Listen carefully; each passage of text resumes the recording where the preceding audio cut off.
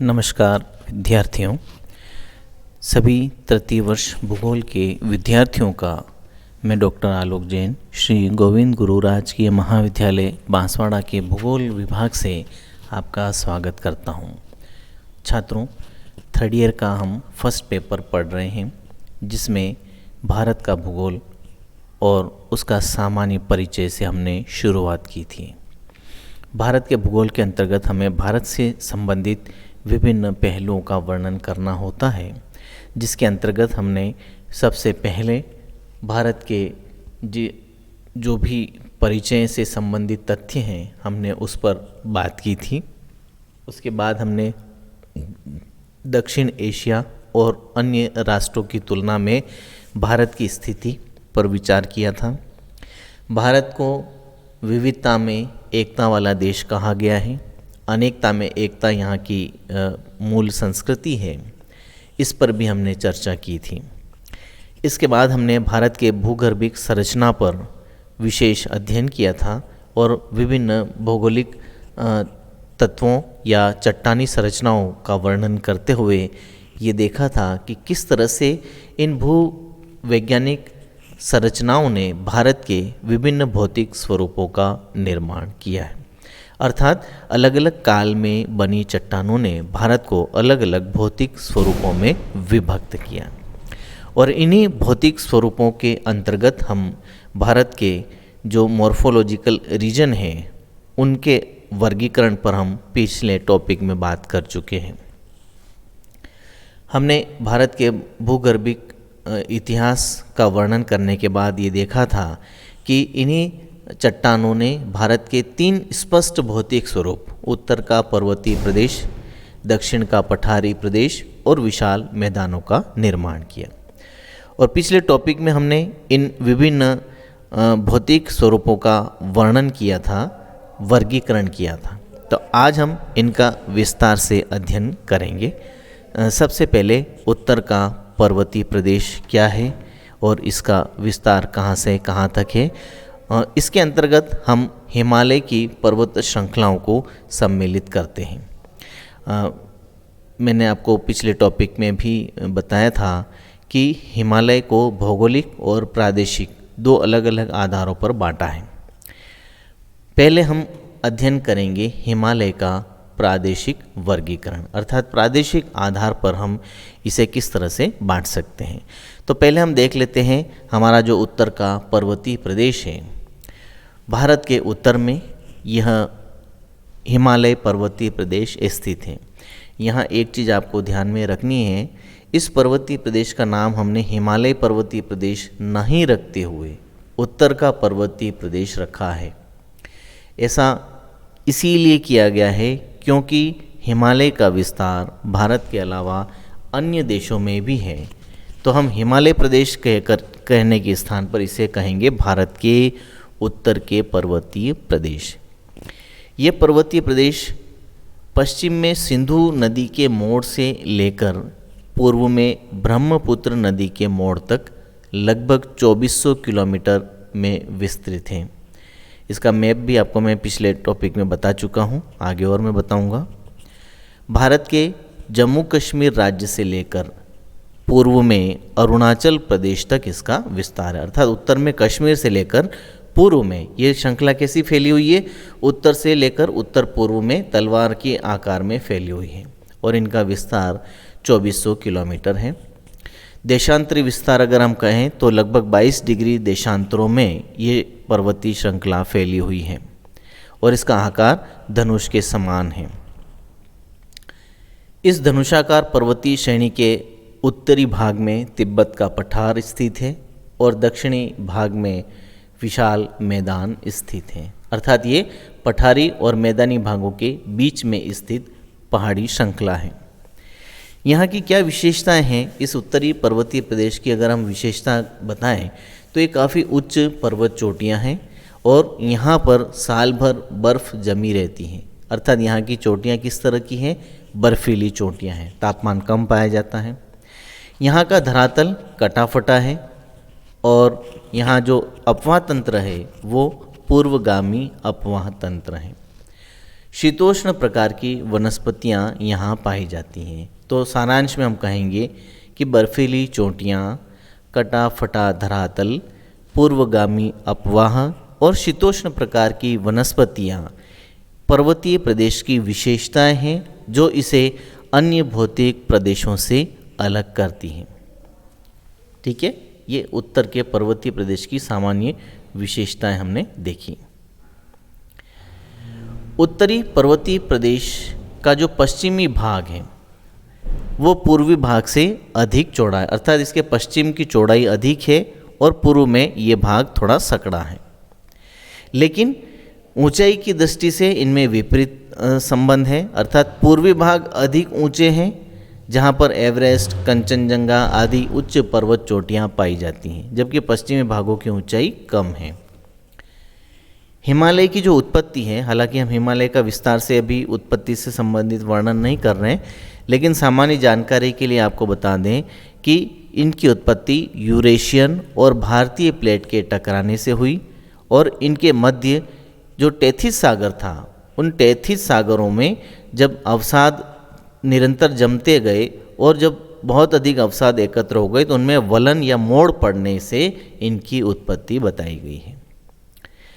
उत्तर से दक्षिण तक उत्तरी पर्वतीय प्रदेशों का जो श्रृंखलाएँ हैं उनको हम इन 4 भागों में बांटकर पढ़ सकते हैं। सबसे पहले ट्रांस हिमालय। ट्रांस हिमालय के दक्षिण में हिमालय की 3 प्रमुख श्रृंखलाएँ हैं, वृहद हिमालय, लघु हिमालय और शिवालिक हिमालय। इसके बाद उत्तर पूर्वी पहाड़ियाँ फैली हुई हैं जिन्हें हम पूर्वांचल की पहाड़ियों के नाम से जानते हैं। उत्तर पूर्वी प्रदेश में जैसा कि हमने देखा, यहाँ हिमालय पर्वत श्रृंखला प्रमुख है और इस हिमालय को पढ़ने के लिए हम इसे 2 आधारों पर विभाजित करके देखते हैं, भौगोलिक आधार पर और प्रादेशिक आधार पर। इस टॉपिक में हम हिमालय का प्रादेशिक वर्गीकरण देखेंगे। भौगोलिक वर्गीकरण के लिए मैंने एक अलग वीडियो तैयार किया है। आइए हम देखते हैं प्रादेशिक आधार पर हिमालय को या उत्तर पर्वतीय प्रदेश को कैसे बांटा गया है। तो पंजाब, कुमायूं, नेपाल और असम हिमालय, ये 4 प्रमुख प्रकार हैं प्रादेशिक आधार पर। कैसे बांटा गया है आप थोड़ा सा इस डायग्राम को देखें और समझें। मैं बोलता जाऊंगा, आपकी नज़र उधर आनी चाहिए। देखिए, ये जो थोड़ी कर्व वाली लाइनें दिखाई दे रही हैं आपको, ये नदियां हैं, है ना। तो मैं नदियों के नाम बोलूँगा और उसके बीच वाले क्षेत्र का नाम हमारा प्रादेशिक वर्गीकरण है। तो जैसे इंडस और सतलज, अर्थात सिंधु और सतलज, इन दोनों नदियों के बीच का जो पहाड़ी भाग है वो तो कहलाता है पंजाब हिमालय। अर्थात पंजाब हिमालय का विस्तार कहाँ से कहाँ तक है? सिंधु नदी से सतलज नदी तक। दूसरा भाग आता है कुमायूं हिमालय। आप देखिए मैप में भी पंजाब के बाद नेक्स्ट पॉइंट लिखा है कुमायूं हिमालय। सतलज नदी से लेकर कौन सी नदी? काली नदी तक। तो सतलज से काली के बीच का जो पर्वतीय भाग है वो कहलाता है कुमायूं हिमालय। तीसरा भाग है नेपाल हिमालय, जो कि काली से तीस्ता नदी तक फैला हुआ है। और सबसे अंत में आता है असम हिमालय, जो तीस्ता नदी से लेकर ब्रह्मपुत्र नदी या उसके मोड़ तक विस्तृत है। तो इस तरह से हम नदी की सीमाओं के आधार पर इन प्रादेशिक विभागों को वर्गीकृत करते हैं। पंजाब हिमालय सिंधु से सतलज, कुमायूं हिमालय सतलज से काली, नेपाल हिमालय काली से तीस्ता, और सबसे अंत में आता है असम हिमालय, जो कि कहाँ से कहाँ तक है? तीस्ता नदी से लेकर के ब्रह्मपुत्र नदी तक।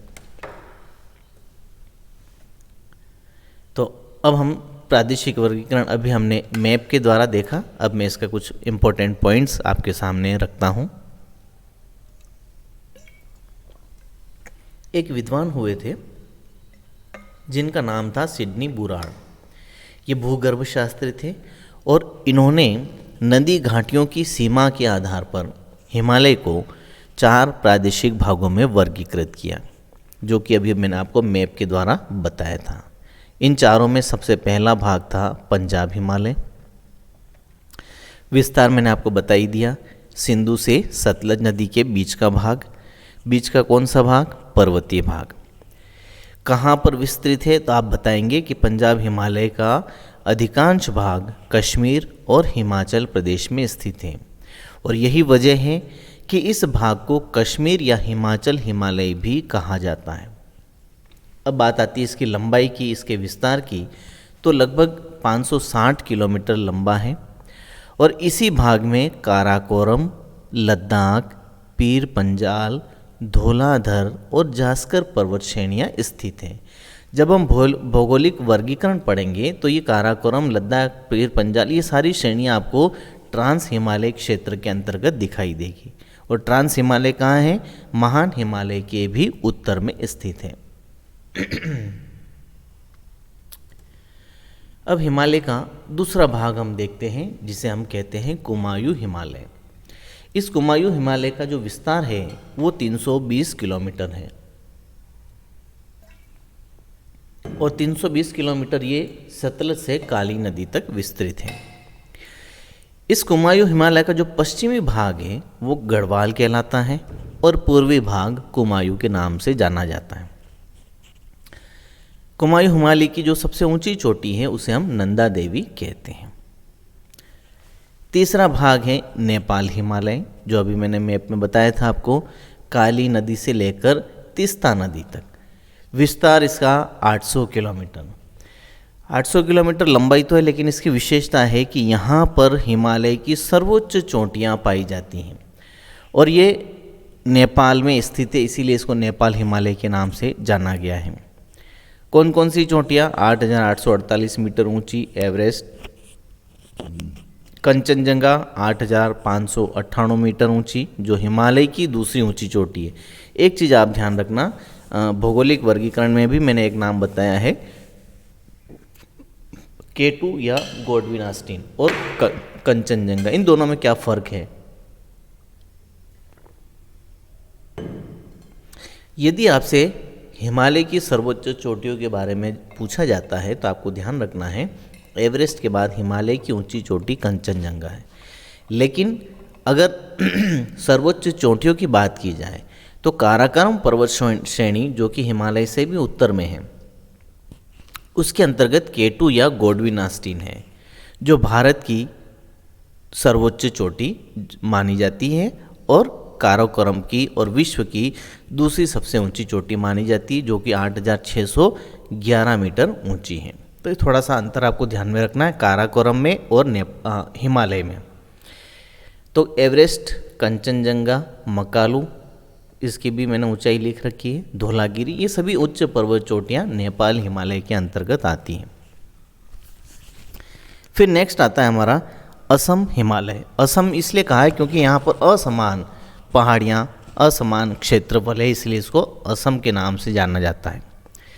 इस असम हिमालयी क्षेत्र का विस्तार तीस्ता नदी से ब्रह्मपुत्र नदी तक है और लगभग 750 किलोमीटर है। कहाँ कहाँ फैलाव है इसका? असम, सिक्किम और अरुणाचल प्रदेश, ये भारत के 3 प्रमुख राज्य हैं जहाँ पर इस प्रकार की पर्वत श्रेणियाँ फैली हुई हैं। और इन पर्वत श्रेणियों को अलग अलग नामों से जाना गया है, अलग अलग पर्वत चोटियाँ हैं। नामचा बरवा, कुला कांगड़ी आदि प्रमुख पर्वत चोटियाँ इसी भाग में स्थित हैं। ये था हिमालय का प्रादेशिक आधार पर किया गया वर्गीकरण। कुछ इम्पोर्टेंट पॉइंट्स हम इसमें और देख लेते हैं। पश्चिमी और पूर्वी हिमालय में क्या अंतर है? पश्चिमी और पूर्वी हिमालय में कुछ इम्पोर्टेंट पॉइंट्स मैंने निकाले हैं, जिसके आधार पर आप उनका वर्णन कर सकते हैं। पश्चिमी हिमालय सिंधु से काली नदी तक फैला हुआ है, जबकि पूर्वी हिमालय तीस्ता से ब्रह्मपुत्र नदी तक। अगला पॉइंट आप बताएंगे, पश्चिमी हिमालय में औसत वर्षा 100 सेंटीमीटर से कम है, जबकि पूर्व में 200 सेंटीमीटर या उससे अधिक होती है। पश्चिमी हिमालयी क्षेत्र में जो वर्षा होती है वो अधिकांश रूप में पश्चिमी विक्षोभों से होती है और सर्दियों में होती है, लेकिन पूर्वी भागों में मानसूनी पवनों से अधिक वर्षा ग्रीष्मकाल में होती है। पश्चिम में जैव विविधता में कमी है और पूर्वी भाग में जैव विविधता अधिक पाई जाती है। पश्चिमी भागों में गंगा, यमुना और सिंधु नदी मुख्य हैं, जबकि पूर्व में तीस्ता और ब्रह्मपुत्र नदियां हैं। पश्चिमी भाग की जो प्रमुख पर्वत श्रेणियां हैं उनमें काराकोरम, धौलाधर, जास्कर, कैलाश और पीर पांजाल हैं, जबकि पूर्व में पटकाईबोम, नागा, नामचा बरवा, कंचनजंगा आदि मुख्य हैं। तो ये इन दोनों में प्रमुख अंतर हैं।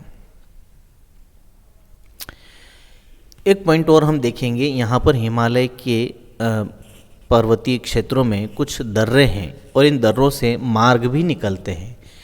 तो ये दर्रे किस हिमालयी क्षेत्र में हैं, भारत के किस प्रांत में हैं और वहाँ किस मार्ग से जाया जाता है, ये कुछ पॉइंट्स मैंने निकाले हैं जिसको आप कुछ पॉइंट्स इम्पोर्टेंट समझ लें। जैसे सबसे पहला दर्रा है काराकोरम जो कि ट्रांस हिमालय क्षेत्र में है।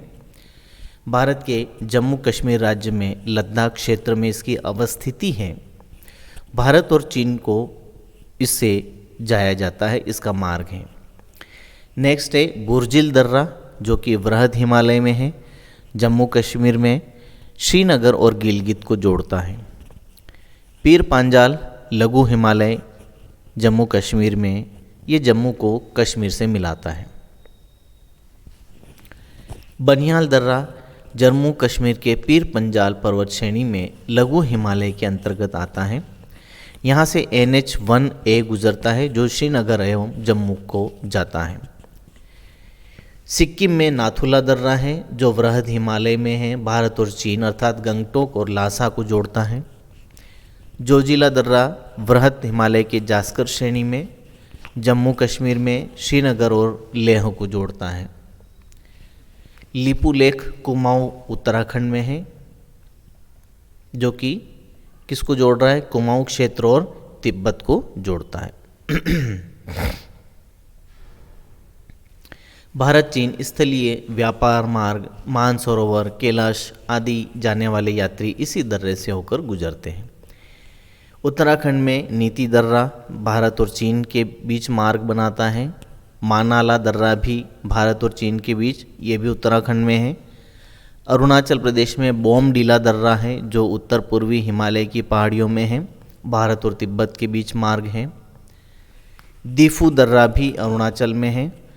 रोहतांग दर्रा हिमाचल प्रदेश लघु हिमालय के अंतर्गत आता है। मनाली और लेह जाने का मार्ग इसी दर्रे से होकर जाता है। बड़ा लाचाला दर्रा भी लेह मनाली को जोड़ता है और ये वृहद हिमालय के अंतर्गत आता है हिमाचल प्रदेश में। हिमाचल प्रदेश में ही एक शिप्की दर्रा है जो शिमला और तिब्बत को जोड़ता है। तो ये तो थे महत्वपूर्ण दर्रे जिनको मैंने कुछ उदाहरणों सहित बताने का प्रयास किया है। आप भी इसी तरह का चार्ट बनाकर इन दर्रों को सीख सकते हैं, समझ सकते हैं। कुछ प्रमुख घाटियों के नाम मैंने लिखे हैं, जैसे कि कश्मीर घाटी कहाँ पर है, जम्मू कश्मीर में। इसका विवरण क्या है, महान और पीर पंजाल के मध्य स्थित है। समभिनति से इसकी रचना हुई है। यह बनिहाल दर्रे द्वारा जम्मू से जुड़ी हुई है। कुल्लू घाटी जिसे देवताओं की घाटी कहते हैं, यह पीर पंजाल और किसके बीच स्थित है,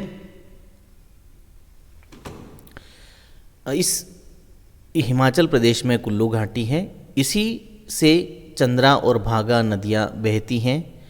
धर्मशाला इसी घाटी में स्थित है। ताम्रो मठ यहीं पर स्थित है। ये सारे जो घाटियाँ हैं, कुल्लू, लाहौल, कांगड़ा और स्पीति घाटियाँ, ये सभी घाटियाँ हिमाचल प्रदेश के अंतर्गत आती हैं।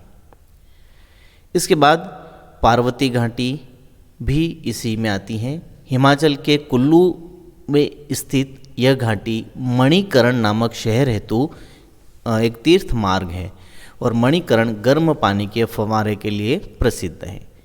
हिमाचल में और भी कई घाटियां हैं जिसमें चंबा, सांगली, पांगी, मालवा घाटी, किन्नौर आदि हैं। उत्तराखंड में दून घाटी, फूलों की घाटी और नेलांग घाटी प्रसिद्ध हैं। दून घाटी शिवालिक और लघु हिमालय के बीच एक प्रकार की अनुदैर्ध्य घाटी है। चमोली जिले में वन्य जीवों के लिए फूलों की घाटी प्रसिद्ध है। गंगोत्री नेशनल पार्क में नेलांग घाटी स्थित है जो भारत चीन सीमा के निकट है। बंगाल में एक राष्ट्रीय पार्क है न्यारो घाटी, और चुम्बी घाटी सिक्किम में है जो भारत, भूटान और चीन तीनों के मिलन बिंदु पर स्थित है, और डोकलाम क्षेत्र इसी चुम्बी घाटी के अंतर्गत है।